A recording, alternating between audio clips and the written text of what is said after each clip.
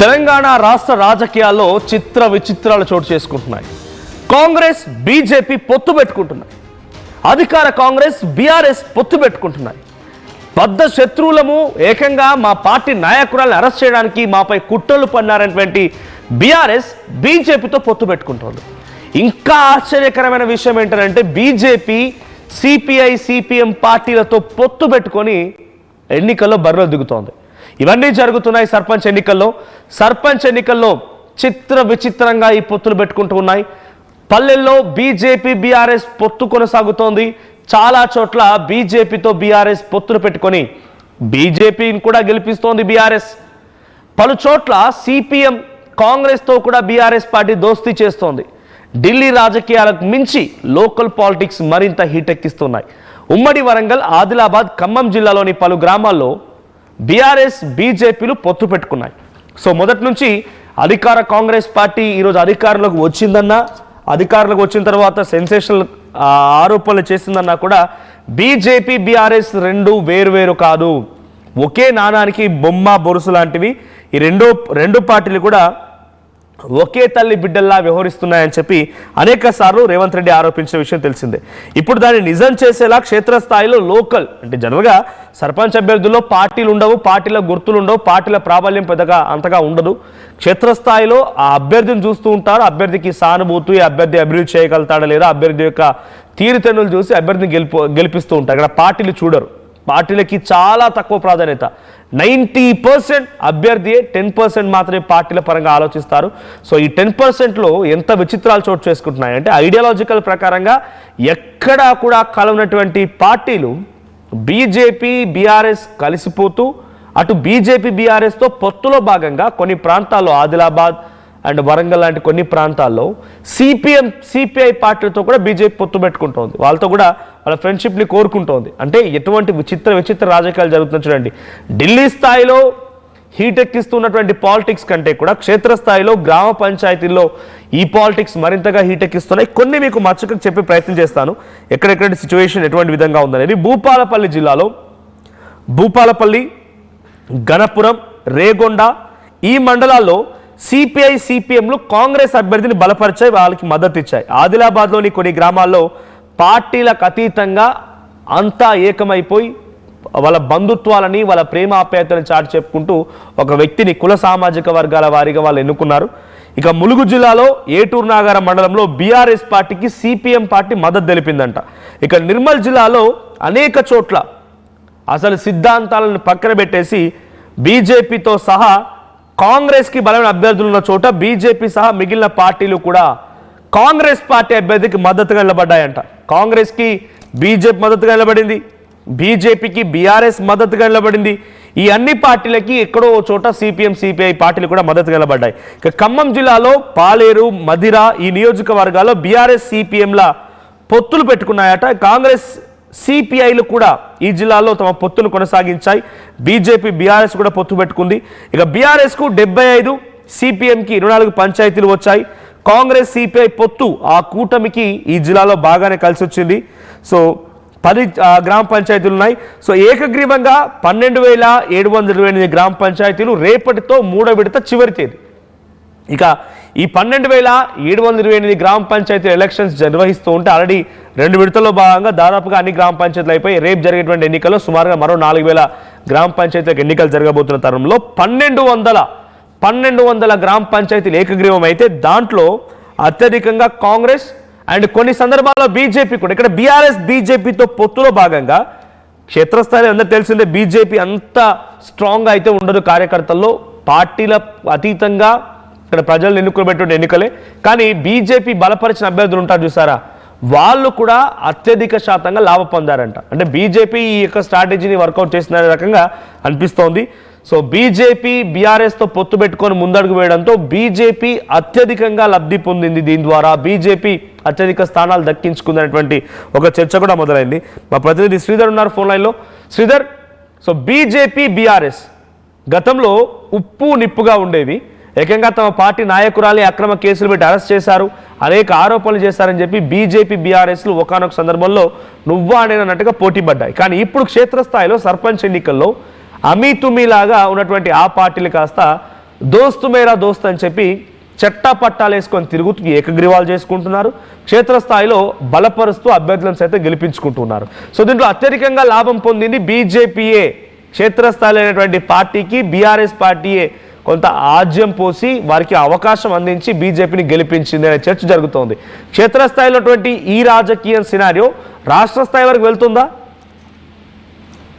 Definite గా మనకు, ఎందుకంటే అటు అధికార పక్షానికి ప్రతిపక్షాలన్నీ కూడా కొంత జట్టు కడితే వ్యతిరేకత ఓటు, ఏదైతే ప్రభుత్వానికి వ్యతిరేకత ఓటు ఉంటుందో దానికి సంబంధించి మాత్రం కూడగడితే మాత్రం ప్రభుత్వానికి కూడా కొంత దెబ్బ కొట్టవచ్చు, ప్రభుత్వానికి సంబంధించి కొంత బుద్ధి చెప్పొచ్చు అనే నేపథ్యంలో కూడా అటు ప్రతిపక్ష పార్టీలు కూడా ఏకమవుతుంటాయి. లోకల్ గా పంచాయతీ ఎన్నికలను కాదు, అటు స్టేట్ కానివ్వండి, సెంట్రల్ లోక్సభ ఎన్నికల్లో సైతం కూడా కొన్నిసార్లు రిపీట్ అవుతుంటాయి. కానీ ఇక్కడ విచిత్రం ఏంటంటే ఇక్కడ ఉన్నటువంటి 2 ఫేజుల్లో జరిగినటువంటి పంచాయతీ ఎన్నికల్లో సిద్ధాంతాలు వైరుధ్యం కానివ్వండి, సిద్ధాంతాలు పూర్తి స్థాయిలో పార్టీలకు సంబంధించినటువంటి వ్యతిరేకత ఉన్నటువంటి సిద్ధాంతాల పార్టీలు కలిసి ఒకరికొకరు మద్దతు తెలుపుకొని కూడా ఎన్నికల్లో పోటీ చేయడం ఏదైతే అది కొంత చర్చనీయాంశంగా అని చెప్పొచ్చు. ముఖ్యంగా అటు ఖమ్మంకు సంబంధించినటువంటి జిల్లాలో మీరు విన్నాం కదా గారు, బయటకు వచ్చినటువంటి జిల్లాలు ఖమ్మం, నిర్మల్ కానివ్వండి, ఇతర జిల్లాలకు సంబంధించి మీరు చెప్పినవి కాకుండా చాలా జిల్లాల్లో కూడా కొంత లెఫ్ట్ రైట్ పార్టీలు కూడా కలిసి మద్దతు, అంటే డైరెక్ట్ కాకుండా ఇండైరెక్ట్ కానివ్వండి, కొన్ని చోట్ల డైరెక్ట్ గా మద్దతు ఇచ్చి కూడా ప్రభుత్వ పక్షానికి గండి కొట్టాలని చెప్పి కలిసిపోయినటువంటి సిచ్యువేషన్ కూడా చూస్తాం. ఇంకో పక్క రాష్ట్రంలో బీజేపీ కూడా ఒకవైపు కూడా తను ప్రత్యామ్నాయం పార్టీ అని చెప్పుకుంటుంది, ఇంకోవైపు బీఆర్ఎస్ ఎక్కడుందని ఎప్పటికప్పుడు కూడా బీజేపీ చెప్తూ ఉంటుంది. కానీ ఈ ఎన్నికలకు సంబంధించి మాత్రం గతంలో బీజేపీకి పెద్దగా 100 మంది సర్పంచులు కూడా లేనప్పటికీ ఇప్పుడు జరిగేటటువంటి పంచాయతీ ఎన్నికల్లో ఇప్పటికీ చాలా బెటర్ కూడా పర్ఫార్మెన్స్ ఉందన్న దానికి కూడా కొంత వార్డు మెంబర్లు కానీ పంచాయతీ కానీ పొత్తులతోనే కొంత సొత్తు చేసుకుంది బీజేపీ అనేది కూడా చర్చనీయాంశంగా మారింది. మరొక పక్క టీఆర్ఎస్ తో బీజేపీ ఎక్కడైతే పొత్తు పెట్టుకున్నదో ఎక్కువ లబ్ధి కూడా బీజేపీ పొందుతుంది కూడా రాజకీయ సినారియో స్పష్టంగా కనిపిస్తుందని చెప్పొచ్చు మనది. కానీ విచిత్రం ఏంటంటే పార్టీలకు సంబంధించి, ఎందుకంటే కాంగ్రెస్ బీజేపీ కానివ్వండి, ప్రధాన ప్రతిపక్షమైనటువంటి కాంగ్రెస్ కు బీఆర్ఎస్ కానీ ఈ పార్టీలు కూడా కొన్ని చోట్ల కూడా పొత్తు పెట్టుకోవడం అనేది కూడా కొంత చర్చనీయాంశం. కానీ గ్రామానికి సంబంధించినటువంటి పంచాయతీ ఎన్నికల్లో మాత్రం స్పష్టంగా చెప్పొచ్చు. ఎందుకంటే పంచాయతీ ఎన్నికలు వేరు, ఒకవైపు అటు అసెంబ్లీ కానివ్వండి సంబంధించి గుర్తులు ఉండే ఏ పార్టీ నాయకుడు కానివ్వండి గుర్తు మీద పోటీ చేయరు, జస్ట్ పార్టీలు బలపరిచినటువంటి అభ్యర్థులు దిగుతుంటారు. ఒక్కొక్క పార్టీ నుంచి ఒక్కొక్కసారి అభ్యర్థులకు సంబంధించి కొంచెం క్లాషెస్ వస్తుంది. నాయకులు పార్టీ పేరు చెప్పుకొని తామే పార్టీ అభ్యర్థిని అంటూ కూడా దిగుతున్నటువంటి సందర్భాలు, ఎందుకంటే బీఫామ్ అనేది ఉండదు కాబట్టి అటువంటి సిచ్యువేషన్ లో అభ్యర్థులు ఇతర పార్టీలకు సంబంధించినటువంటి నేతలతో వారికి సంబంధించి గ్రామ అభివృద్ధి కావచ్చు, ఇంకో పక్క లోపాయికార ఒప్పందాలు ఏవైతే ఉంటాయో మనకు అవి కూడా చేసుకొని ఇతర పార్టీల నేతల యొక్క మద్దతు కూడా. కానీ నియోజకవర్గాల స్థాయిలో ఎమ్మెల్యేలు లేకపోతే పార్టీ ఇన్ఛార్జీలు కూడా ఉంటారు కదా, వాళ్ళ డిసిషన్ మేరకే జరుగుతున్నాయి ఇవన్నీ. అటు బీజేపీకి సంబంధించి కానీ బీఆర్ఎస్ కానివ్వండి, కాంగ్రెస్ కానివ్వండి, ఏ పార్టీ అయినా సరే నియోజకవర్గ ఇన్ఛార్జీలకు సంబంధించినటువంటి అంశంలో కూడా తమ అభ్యర్థులకే వారికి సంబంధించి తెచ్చుకొని రావాలి, వాళ్ళ అభ్యర్థులను నిలబెట్టాలి, పార్టీ స్ట్రాంగ్ గా తీసుకెళ్లాలి. కాబట్టి వారికే కొంత ఫ్రీడమ్ అనేది కూడా ఉంటాయి. కానీ కొన్నిసార్లు వాటికి సంబంధించి జిల్లాకు చెందినటువంటి మంత్రులు కానీ ఇన్ఫ్లుయెన్స్ చేసేటువంటి నేతలు కానీ పార్టీలో బలంగా ఉన్నటువంటి నేతలు వాళ్ళ అభ్యర్థులకు కూడా టికెట్ కావాలన్నప్పుడు క్లాషెస్ వస్తుంటాయి. అటువంటి సిచ్యువేషన్ లో ఇద్దరు ఒకే పార్టీ నుంచి ఇద్దరు సేమ్ పార్టీ ఉన్నటువంటి నాయకులు ఇండిపెండెంట్ గా ఒకరు కానివ్వండి, లేదంటే ఇతర పార్టీ టికెట్ తీసుకున్న తర్వాత ఇటువంటి టీమ్స్ అన్ని కూడా ఇటువంటి విచిత్రాలన్నీ కూడా రిపీట్ అవుతుంటాయి. కానీ ఇక్కడ అసలు విషయం ఏంటంటే పార్టీలకి ఇది ఎప్పుడు కూడా జనరల్ గా జరుగుతూనే ఉంటుంది. కానీ ఈసారి ఇందాక మీరు అన్నట్టుగా పొత్తులకు సంబంధించి మాత్రం విచిత్రమైనటువంటి చాలా పరిస్థితి ఉంది. అటు సిద్ధాంతాలకు ఏదైతే ఉందో ఇందాక అనుకున్నట్టు, ఎందుకంటే బీజేపీ రైట్ ఐడియాలజీ వెళ్తుంది, అటు సిపిఐ లెఫ్ట్ ఐడియాలజీ వెళ్తుంది. అసలు కొన్ని చోట్ల సిపిఎం బలంగా ఉన్న చోట్ల బీజేపీ మద్దతు ఇవ్వడం, అటు లెఫ్ట్ పార్టీలు ఇవ్వడం, ఇంకొన్ని చోట్ల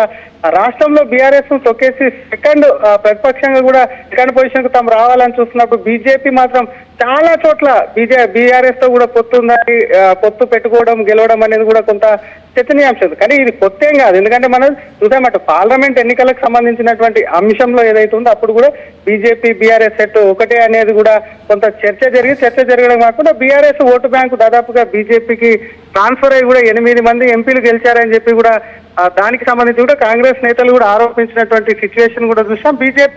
బీఆర్ఎస్ ఒక్కటే అన్న దాంతో కూడా అసెంబ్లీ ఎన్నికల్లో బీఆర్ఎస్ ఓడిపోయినటువంటి సిచ్యువేషన్ కూడా కానీ ఉంది. శ్రీధర్ ఐడియాలజికల్ గా సరే క్షేత్రస్థాయిలో కాంగ్రెస్ బీఆర్ఎస్ బీజేపీలు పొత్తు పెట్టుకున్నాయి, కొన్ని సందర్భాల్లో బీజేపీ బీఆర్ఎస్ పొత్తు పెట్టుకున్నాయి, 3 పార్టీలు కలిసి కూడా పోటీ చేసేటువంటి సందర్భాలు కూడా ఉన్నాయి. బట్ క్షేత్రస్థాయిలో ఐడియాలజికల్ గా మొదటి నుంచి కూడా కనీసం ఎక్కడ కూడా మ్యాచ్ అయినటువంటి ఒక parallel parties CPI CPM BJP ఇవి కూడా ఒకటి రెండు చోట్ల పొత్తు పెట్టుకున్నాయంటే సిచ్యువేషన్ ఏంటి అంటే క్షేత్రస్థాయి నుంచి కూడా అలా జరుగుతుందన్నప్పుడు బీజేపీ రాష్ట్ర నాయకత్వం లేకుంటే స్థానిక ఇన్ఛార్జ్లో వాళ్ళ డిసిషన్ మేరకు జరిగిందా? మనోజ్ కొన్ని సిచ్యువేషన్ లో పార్టీకి సంబంధం లేకుండా కొన్ని జరుగుతూ ఉంటాయి. పార్టీ బలపరిచిన వ్యక్తి అయినప్పటికీ కూడా గ్రామానికి సంబంధించి, ఎందుకంటే ఒక గ్రామ సర్పంచ్ ఎన్నికైతే ఆయన నేరుగా ఆ గ్రామంలో ప్రతి ఇంటితో అటాచ్మెంట్ ఉంటుంది, ప్రతి ఇంటితో ఏదో ఒక రిలేషన్ ఉంటుంది. కాబట్టి కొన్నిసార్లు పార్టీల కంటే ఎక్కువ కూడా కొంత రిలేషన్ కి సంబంధించినటువంటి వారి బంధానికి సంబంధించి కాబట్టి ఆ గ్రామ అభివృద్ధికి సంబంధించిన అంశంలో కూడా కొంత పార్టీలు పక్కన పెట్టి కూడా కొంత మద్దతు కానివ్వండి కూడబెట్టేటువంటి ప్రయత్నం చేస్తూ ఉంటారు. అటువంటి సిచ్యువేషన్ లో ఇటువంటి సినారియో కూడా రిపీట్ అవుతుంది. దానికి సంబంధించి మాత్రం డెఫినెట్ గా, ఎందుకంటే నెక్స్ట్ జెడ్పీటీసీ ఎంపీటీసీ ఎలక్షన్స్ ఉన్నాయి కాబట్టి వాటికి సంబంధించి కొంత అవగాహన ఒప్పందాలు కూడా గుర్తుంటాయి. ఎందుకంటే గ్రామ పంచాయతీ ఎన్నికల్లో ఒక పార్టీ ఇంకో పార్టీకి మద్దతు ఇస్తే నెక్స్ట్ సంబంధించి మాత్రం తమకే కొంత మద్దతు ఇవ్వాలి. అటువంటి పార్టీకి సంబంధించి ఇటువంటి సిచ్యువేషన్ అవగాహన ఒప్పందాలు జరుగుతుంటాయి. లోకల్ గా మీరు అన్నట్టుగా అన్ని పార్టీలకు సంబంధించినటువంటి ఇన్ఛార్జీలు ఎవరైతే ఉంటారో ఆ గ్రామానికి సంబంధించి కొంత పార్టీ నుంచి నిలబెడితే అంటే గట్టి క్యాండిడేట్ ఉంటే పార్టీ బలమైనటువంటి ఓటు బ్యాంక్ ఉండాలి, దాంతో పాటు గెలుపు అనేది కూడా ఉండాలి. కాబట్టి ఎన్నికల్లో నిలబడి ఓడిపోతే కనీసం డిపాజిట్ కూడా రాకపోతే పార్టీకి సంబంధించినటువంటి ప్రతిష్ట కూడా దెబ్బతింటుంది. కాబట్టి దానికి సంబంధించినటువంటి దానికంటే కూడా ఇతర పార్టీలకు మద్దతు కూడా కట్టి నెక్స్ట్ ఎలక్షన్. శ్రీధర్ ఇక్కడ ఒక ఎగ్జాంపుల్ కూడా ఉంది. మహబూబ్ నగర్ జిల్లాకు సంబంధించి 35 గ్రామ పంచాయతీలో బీఆర్ఎస్ బీజేపీలు కలిసి పోటీ చేస్తే 30 చోట్ల బీఆర్ఎస్ గెలుపొందింది. కానీ ఎక్కడా లేని విధంగా గతంలో ఎప్పుడు కూడా చూడని విధంగా బీజేపీ 5 స్థానాల్లో గెలుపొందింది. అంటే ఇది బీజేపీయే స్ట్రాటజికల్గా వర్కౌట్ చేసిందా ఈ సిచ్యువేషన్ని? క్షేత్రస్థాయిలో ఎలాగైనా సరే ఈసారి గ్రామీణ ప్రాంతాల్లో కూడా తమ పార్టీ జెండా ఉండాలి, తమ పార్టీ కండువా ఉండాలి, తమ పార్టీకి అంటూ కొంతమంది అభ్యర్థులు ఉండాలి, నాయకులు కూడా క్షేత్రస్థాయిలో ఉండాలని చెప్పి వర్కౌట్ చేసిందా? బీజేపీయే స్ట్రాటజికల్గా ఈ మూని కదిపింది అనుకోవాలా?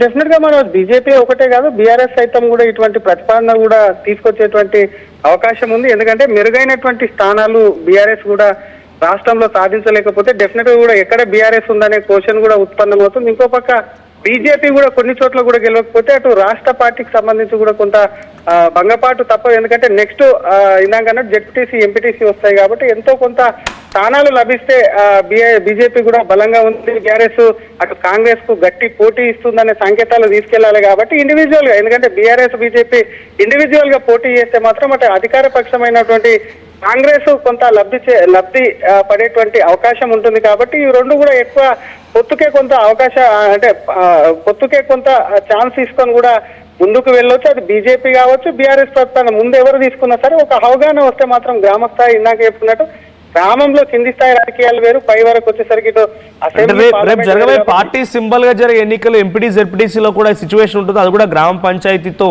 పోలేటువంటి ఎలక్షన్సే, గ్రామీణ ప్రజలే ఓట్లు వేయాల్సి ఉంటుంది. కాబట్టి అప్పుడు కూడా ఈ పొత్తు కొనసాగుతుందా? డెఫినెట్ గా మనం, ఎందుకంటే కొంత అవగాహన ఒప్పందంలో భాగంగా కూడా కొన్ని ఎన్నికలు జరుగుతుంటాయి. అప్పుడు ఎందుకంటే మీరన్నట్టుగా గుర్తులకు సంబంధించినటువంటి అంశంలో వచ్చేటువంటి జెడ్పీటీసీ కానివ్వండి ఎంపీటీసీ కానీ ఎలక్షన్స్ జరుగుతుంటాయి. కాబట్టి అంటే పార్టీ వ్యక్తి నిలబడకపోతే మాత్రం ఏ పార్టీ కొన్ని చాలాసార్లు చూస్తుంటాం మనం. యూపీ లాంటి పెద్ద రాష్ట్రాల్లో ఎన్నికలు జరిగినప్పుడు బీఎస్పీ వంటి పార్టీలు కూడా కొన్నిసార్లు కొన్ని చోట్ల దూరంగా ఉన్నటువంటి పరిస్థితులు ఉంటాయి. ఎవరికొవరికి మద్దతు ఇవ్వాలి. కాబట్టి వచ్చేటువంటి జెడ్పీటీసీ ఎన్నికలకు ఎంపీటీసీ ఎన్నికలకు సంబంధించి మాత్రం డెఫినెట్ గా నిలబడిన చోట ఇంటర్నల్ గా ఎవరికో ఒక పార్టీకి కూడా ఇప్పుడు ఏదైతే సీన్ రిపీట్ అయిందో ఆ విధంగా కూడా కొన్ని సీట్లు వాళ్ళకిచ్చి ఇంకొన్ని సీట్లు పంచుకునేటువంటి అవకాశాలు కూడా లేకపోలేవని చెప్పొచ్చు Manoj. Right, thank you Sridhar. So క్షేత్రస్థాయిలో రాజకీయాలు హీటెక్కిస్తున్నాయి. గ్రామ పంచాయతీ ఎన్నికల్లో 1205 గ్రామ పంచాయతీలు ఇప్పటికీ ఏకగ్రీవం అయిపోయాయి. చాలా చోట్ల బీఆర్ఎస్ బీజేపీలు పొత్తుతో ముందుకు వెళ్ళాయి. దీంట్లో బీజేపీ అధికంగా లబ్ధి పొందింది. అంటే బీఆర్ఎస్ పార్టీ క్షేత్రస్థాయిలో ఉంది, గతంలో కూడా 10 ఏళ్ల పాటు అధికారంలో ఉంది కాబట్టి వాళ్ళ కొంత బెనిఫిటే. కానీ బీజేపీ గతంలో ఎప్పుడు కూడా చూడని విననటువంటి కొన్ని పదాలతో, అంటే 9 స్థానాలు గెలుపొందింది, 10 స్థానాలు గెలుపొంది, ఇటువంటి ఒక నేపథ్యం బీజేపీ కనబడుతుంది. ఇది ఒక రకంగా బీజేపీకే చాలా పెద్ద ఎత్తున